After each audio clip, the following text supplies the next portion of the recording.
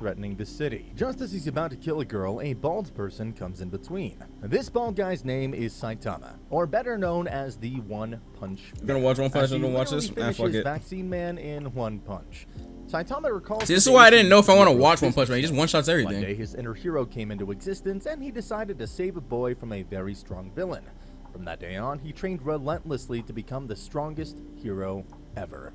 However, things took an unfortunate turn when he got so strong that he could literally finish all of his opponents with a single blow. This causes Saitama to get really bored, as there isn't a single villain on the planet. You just got bad taste? Who could give I got bad taste? I just never had time to watch it. Dream that one day a subterranean race invades Earth and actually has the skill and power to challenge Saitama. This rekindles his desire to live and fight once again. The only one punch, I don't give a fuck. When Saitama wakes up and actually fights the subterranean race, they turn out to be very weak. It's either I do watch this or I probably just never watch One Punch Man. I'm too the lazy rest of them were cowards as well. Instead of holding their ground, they end up retreating without a second thought. The story shifts towards Genos. He's actually a cyborg who is busy tracking down a girl named Mosquito Girl. Her mosquitoes drew blood from literally every person in the city. Genos has a hard time taking care of Mosquito Girl, although Saitama comes to the rescue and he takes out Mosquito Girl without breaking a sweat. Is he naked? Genos is impressed with how Saitama is. He shows up at his house, wants to be his apprentice, and tells a long story of his struggles. Saitama, on the other hand, to see if you like it or not? less. Still, he decides to make if I like it, I'll watch season 2. As he is persistent. It doesn't take long before Mosquito Girl's fellow mutants from the House of Evolution take a crack on Saitama. Apparently, they want to capture Saitama and take him back to their leader, who wants to learn about Saitama's powers and replicate them. What powers? He just fucking trained! The Evolution is Dr. Genos. Eventually, Saitama doesn't get captured, but he does come knocking on the front door of Genos. After Saitama reaches their hideout, Genos has no choice but to unleash his strongest creation, the unstable Carnage Kabuto. Carnage Kabuto. Strong as he has no problem taking on and defeating Genos. However, when he turns towards Saitama, he senses unreal and limitless power. What? This causes him to be afraid and hence cowers upon looking at Saitama. Saitama finally decides to reveal how he became so strong. It actually turns out to be a simple workout regimen where he does tons of push-ups, squats, and running. Both Genos and Genos get astonished at this and have a hard time believing that this could be the reason for his pure strength.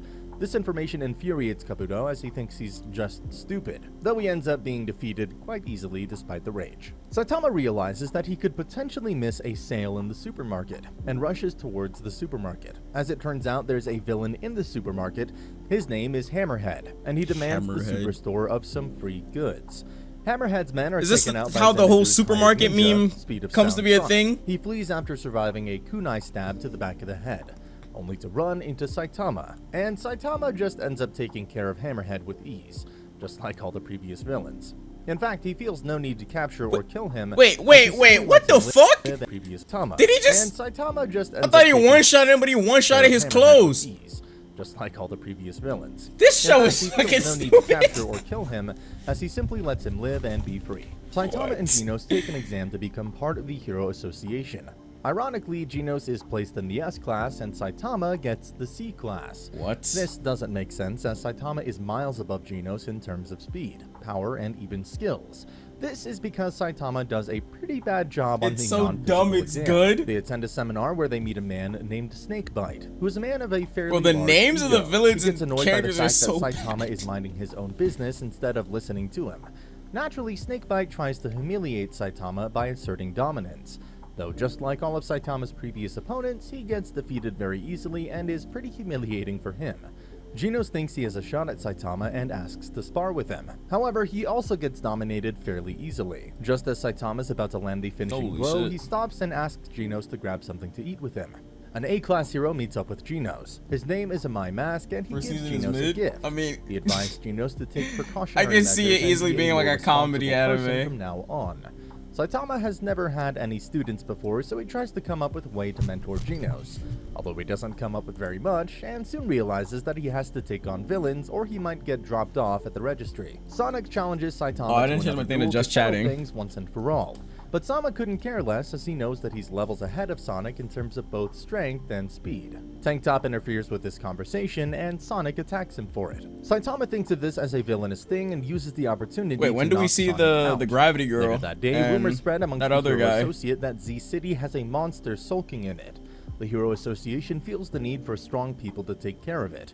They send A-class heroes Golden Ball and Spring and Mustachio to investigate, but they're taken care of by the monster Konbu Infinity. This monster was starting to seem like a threat, but Saitama ends up taking care of it very easily. Did he just cook? And uses its remains for Konbu soup. After quite some time, Genos tells Saitama about how he's the 6th most popular hero, and ranked 17th by the official Hero Association exam. This makes Saitama quite envious, as Genos is his student, and Saitama is actually a lot stronger than him as well. Not long after, a group of scientists informs the relevant authorities that there is a suspicious meteorite that has ended up changing directions out of the field. Now it's headed straight to City Z. The Hero Association recognizes this as a huge threat, so they employ all the known S-ranked people to intercept the meteorite, although only Genos arrives at the scene, though the evacuation protocol had already begun a long time ago. Aside from Genos, there's also another person who is still in the city. His name is Bang. Due to his honor and personal reasons, he cannot when we're gonna see that other guy? Just as Bang decides to tell Genos a story, he realizes that Genos is actually long gone. As Genos is evacuating, he keeps looking at the meteorite only to realize that it's too late to evacuate. Another S-class hero makes a dynamic entry to the scene. Although he's not interested in teaming up with Genos, he wishes to use his weapon against the meteorite. Genos right at all. However, just this weapon Genos? fails miserably, Why is he saying Genos' weapon as his It's last just Genos, right? for survival. He fires the weapon in hopes of destroying the meteorite, but he realizes that this is also far from enough. Just when all hope seems to have been lost, Saitama appears out of nowhere. Is this motherfucker just a full robot? How the hell do you get like that? There is a small drawback to this, as the meteorite now divides itself into further smaller meteorites. They still crash into the city and cause a certain amount of damage. Why the fuck did he do that? A much worse atrocity was prevented by Saitama. Saitama sees that his ranking has climbed a lot since he destroyed such a huge meteorite. I mean, I guess that's smart. Tiger, a member of the Hero Association, has a hard time believing for this to be true. He thinks that a C-class hero shouldn't possibly have this much power at his disposal.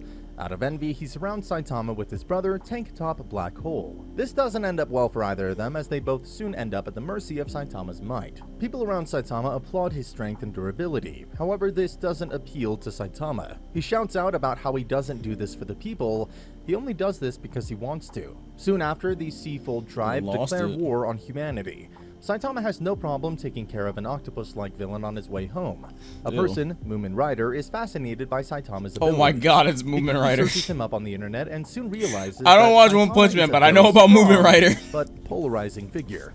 The Seas Coast monsters soon threaten the City J, and in response, the A-class hero Stinger comes to defend the city. Genos catches Saitama watching the news about this battle and gets him to the battlefield immediately. The A-class hero Stinger has already defeated most of them. However, he has his limits and gets defeated by their leader, the Deep Sea King. Genos, Saitama, and Moomin try to confront the threat at hand. Sonic gets his shot at taking down the Sea King first. He battles him to a stalemate. However, it soon starts raining and the Sea King unleashes his true form. This causes Sonic to retreat as he is helpless. Why the fuck does he have no clothes? What the fuck? What is with people in this anime having no clothes? Beating one hero after another. Moomin gets an immediate call from the Hero Association to reach the site of the Sea King and confront him in battle. He leaves the cell phone and rushes towards the site. Saitama comes across the cell phone and tells the Hero Association that he's done playing around and is going to battle the Sea King. Meanwhile, Genos also initiates the battle with the Deep Sea King. He's initially winning and even overpowering the mighty warrior in battle. However, the Sea King soon gets the edge over Genos as he rips one of his arms out. Out of slight desperation, I mean, I can still rewatch season 1 even if I watch this. As they can. Because I can't hear like the jokes and stuff. Wait, this is where the GIF is from. This is the episode where the GIF is from of him getting fucking smacked over and over. There it is. Look at that. This GIF is funny as fuck. He's actually very brutally beaten by the Sea King and is caught by Saitama as he arrives at the site of the battle. Saitama exchanges a few words with the Sea King and proceeds to beat him with a single punch as if he were nothing. This earns him a round of applause from the civilians that were desperately waiting for the perfect hero to rescue them. Saitama, being the humble person that he is, decides to downplay the role in saving the city. He gives more credit to his allies than he does to himself. Motherfucker's got beat. He better get fucking credit. Most of what Saitama achieves over here turns out not going to the public at all, as his battle with the Sea King is always just arrives late. Saitama quite literally gets no mail from any fan. But on the bright side, he's now promoted to the B class of heroes. On the other hand, Genos gets a lot of public support because of his battle with the Sea King. However, there is one fan letter that Saitama did receive, and it turns out to be from none other than Moomin Rider himself.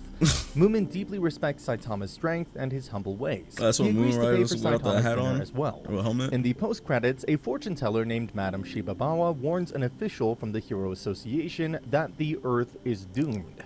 A Hero Association member arrives and informs them that an emergency has been declared. This level of threat requires all S-Class members to join a meeting to discuss the matter at hand. At the meeting, Saitama meets some really arrogant heroes, including people like Puri Puri Prisoner, Metal Bat, Tank Top Master, Flashy Flash, and Watchdog. Flashy Flash, Watchdog Man. The names in this show are so bad. According to Stitch, none of the predictions Shibawa had ever made were wrong in the past, so they can count on the fact that something bad is definitely coming very soon. And unfortunately, the Hero Association can't really contact this fortune teller as she died recently by choking on some coughing pills. What? Stitch shows the group of heroes a note that said the Earth is doomed. He told the heroes that this was the note she left before finally dying. He tells the heroes to dedicate the next 6 months to training and preparation for the worst. As the meeting is progressing, the Dark Matter Thieves attack and destroy City A. As it's an alien invasion of the highest degree, the news reaches the Hero Association quite quickly. Just as one of the members of Dark Matter Thieves, Mezelgard, is about to murder someone in cold blood, he gets engaged by one of the students of Atomic Samurai. Although the student doesn't prove himself to be a match for Mezelgard and has to be saved by the Atomic Samurai himself. Meanwhile, Saitama spots the alien spaceship and decides to approach it, even though Atomic Samurai soon has to rely on Puri. Oh, hell no! What the? As these heroes.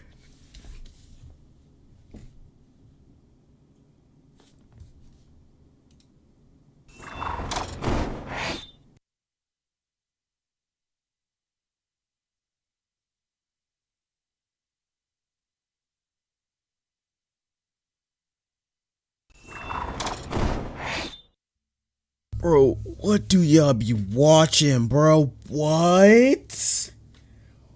Bro, what was that? Dog, y'all want me to watch One Punch Man?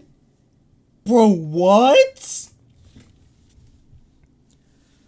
Both are battling for the sake of the planet as the bronze of the human race. Some of the S-Class heroes are still back at HQ discussing— Bro, why does he have no clothes on? What is with this show? The members at HQ realize that Saitama has already infiltrated the ship without breaking a sweat and has already defeated many foes inside. Genos comments how there is literally no villain in the universe that can stop Saitama. Saitama comes across many foes but takes care of them easily. However, one of them is a particularly cocky and arrogant opponent who's confident that he can take on Saitama without breaking a sweat. His name is Gorybas, and unfortunately for him, he suffers the same fate of being defeated by a single punch just like the rest of Saitama's You watch JoJo, that is nothing? Saitama is just punching around waiting for the final huge villain to appear who will challenge him to a battle already. Meanwhile, Puri Puri Prisoner's hard work seems to be not paying off at all in his battle with Mezelgard. These motherfuckers are fighting with zero clothes on. They don't do that in JoJo. We witness Boros, the leader of the invasion, sitting on his throne, and his loyal they pose weird and shit, but that's about it. He complains about Gorybas's defeat, as he was one of the few elite fighters on the ship. Boros tells him not to worry, as he won't let this happen since he's also an elite-level warrior who is ready to take on Saitama. Geryugunshop and Mezelgard communicate telepathically to tell each other about their conditions. Mezelgard finds out that Saitama is casually reaching their leader without breaking a sweat, and he himself is occupied by a lot of S-Class heroes, which makes the situation very dire for them.